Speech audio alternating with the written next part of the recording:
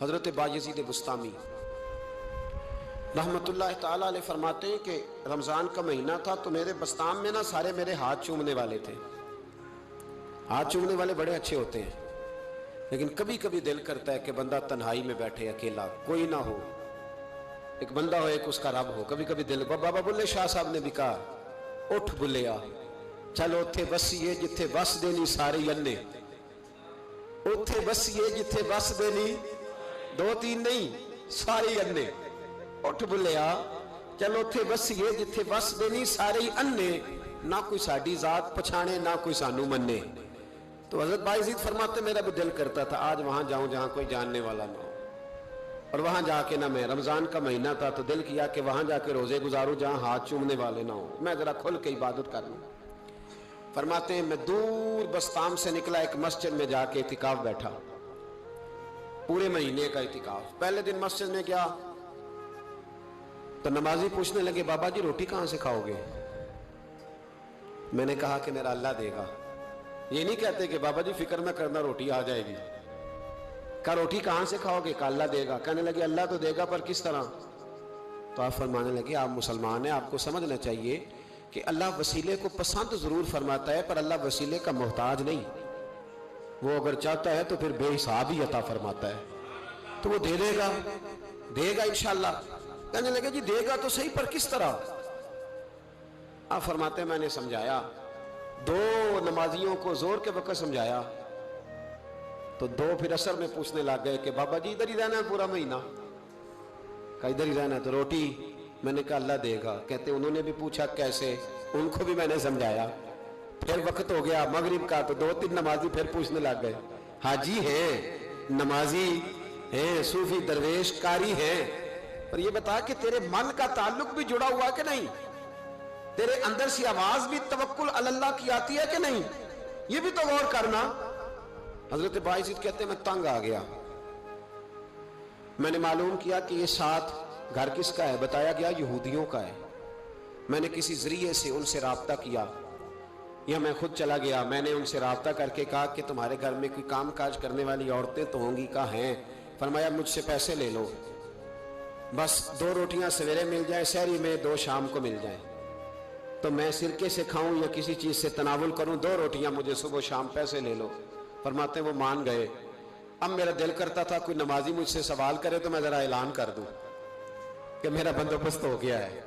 میں ذرا اعلان کر دوں کہ میرا بندوبست، خرد نے کہہ بھی دیا لا الہ الا اللہ تو کیا حاصل، دل و نگاہ اگر مسلمان نہیں تو کچھ بھی نہیں. فرماتے ہیں میں ایک نمازی نے عصر میں پوچھ لیا کہ بابا روٹی، تو میں بول پڑا، میں انتظار میں تھا. میں بولا، میں نے کہا نمازیوں، حاجیوں، درویشوں، رمضان کے روزے رکھنے والوں، صائم الدہر قائم اللیل لوگوں، یہ ساتھ میرے پڑوس میں مسجد کے یہودی ہیں، میں نے پیسے چکا دیے ہیں، 2 روٹیاں سویرے 2 شام مل جائیں گے. کہتے اعلان کیا تو نمازی چپ کر گئے. اب 3 دن بیت گئے، کسی نے پوچھا ہی نہیں. اللہ، کسی نے پوچھا نہیں روٹی کہاں سے آئے. حضرت بایزید فرماتے ہیں فجر کا وقت تھا، سر سجدے میں رکھ کے میں کھول کے رویا اور نماز پڑھ کے میں نے نمازیوں سے کہا او نمازیوں آؤ دوبارہ سے کلمہ پڑھیں، آؤ پھر سے کہیں لا الہ الا اللہ، آؤ پھر سے کلمہ پڑھیں. کہتے نمازی کہنے لگے تو کون ہوتا ہے ہمیں دوبارہ کلمہ پڑھانے والا؟ میں نے کہا یارو کس طرح کے مسلمان ہو کہ میں روز کہتا رہا اللہ دے گا، تم کہتے تھے کیسے دے گا، اور جب میں نے کہا 2 روٹیاں یہودی دے دیں گے تو تم خاموش ہو گئے ہو.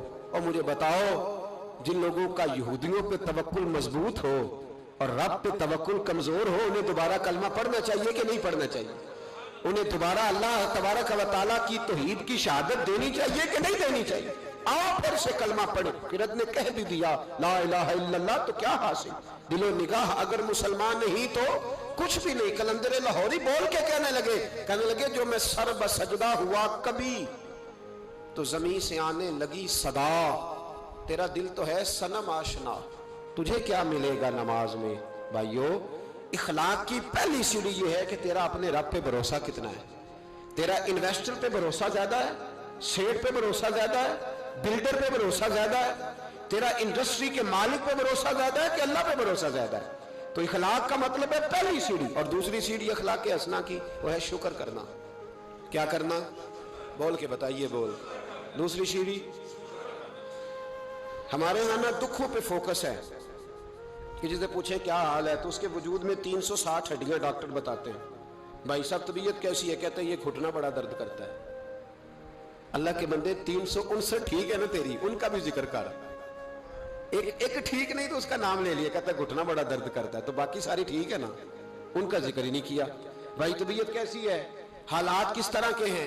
کہتا بس کاروبار نہیں چلتا, بچے ہیں الحمدللہ, مکان ہے الحمدللہ, صحت ہے الحمدللہ, امن ہے الحمدللہ, گھر میں سکون ہے الحمدللہ. کمزوری کیا ہے؟ کاروبار نہیں. بھائی سارا رونا کاروبار کا ہی روئے گا, شکر کب کرے گا تو؟ کس وقت وہ ٹائم آئے گا؟ اللہ نے وعدہ فرمایا قرآن پاک میں, وعدہ فرمایا لئن شکرتم لازیدنکم, فرمایا تم شکر ادا کرو تمہارا رب تمہاری نعمتوں میں اضافہ فرما دے گا. یہ نہ کہو کہ کاروبار کر رہا ہوں تو انویسٹمنٹ بڑھاؤں گا تو نعمت بڑھ جائے گی. یہ نہ کہو کہ میں 2-3 سائیڈ بزنس اور کروں گا تو مال بڑھ جائے گا. فرمایا شکر ادا کرو. کیا کرو؟ کیا کرو جی؟ شکر. شکر ہم بھلا کس طرح ادا کرتے ہیں؟ کہتے ہیں جناب کیا حال ہے؟ کہتے بس شکر ہے جی جو ٹائم گزر رہا ہے. میں نے کہا یہ شکر دے, یہ شکر, یہ تو شکوہ ہے. شکر ہے جی اللہ جس حال میں رکھے. تو میں کہتا ہوں کس حال میں آپ ماشاءاللہ سولی پہ لٹکے ہوئے, کیا حال ہے مثلا, کس حال میں اللہ رکھے؟ کربلا میں کھڑے ہیں آپ, بدر کے میدان میں ہیں, احد میں ہیں آپ, قریش مکہ سے لڑائی ہو رہی ہے, کیا انداز ہے یہ؟ بس شکر ہے جس حال میں رکھے. کیا آپ سمجھتے ہیں ہمیں حضرت یوسف علیہ السلام جیسی مصیبتوں کا سامنا ہے؟ کیا ہم سمجھتے ہیں کہ ہم پر وہ ظلم توڑے جا رہے ہیں جو حضرت بلال پر توڑے گئے تھے؟ کتنا کمزور لفظ ہے. شکر ہے جس حال میں رکھے. کس حال میں ہے مطلب تو کیا ہے؟ کیا تو تیرے گھر میں اس طرح روٹی پکتی ہے جس طرح سیدہ فاطمہ کے گھر میں پکا کرتی تھی؟ کیا تیرا مکان اس طرح کا ہے جس طرح سیدہ عائشہ کا اجرا تھا؟ کس بات, یہ کیا انداز ہے؟ بس شکر ہے جس حال میں اللہ رکھے. شکر ہے. اتنی زیادتی جملوں میں, اتنی تلخی, اتنا غیریت کا پن کہ جیسے بڑا کوئی انسان دکھ, بس جی شکر ہے جی جو ٹائم, بس جی 2 دن گزر جائے شکر ہے. کیا مطلب ہے اس بات کا؟ کہاں دن گزرا ہے؟ کون سی ایسی تکلیف ہمیں آ گئی؟